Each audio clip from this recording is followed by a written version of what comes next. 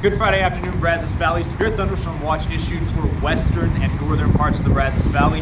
That continues through 8 p.m. Lime-sized hail, 70-mile-per-hour winds, and isolated tornadoes are possible within that watch area. And a tornado watch will be issued within the next hour for central and eastern parts of the Brazos Valley. And within that watch, we're expecting more in the way of tornadoes as well as damaging winds and large hail. Activity, not much going on here at Bryant College Station right now. A few raindrops falling, but that's going to change. Best time frame here in BCS is between 4 to 7 p.m. for the severe weather, and overall across the Brazos Valley, severe thunderstorm threat exists from 2 p.m. to 8 p.m. So make sure that you're tuning into KAGS, not only KAGSTV.com, but on TV as well, because we're going to continue to have the latest watches and warnings for the Brazos Valley.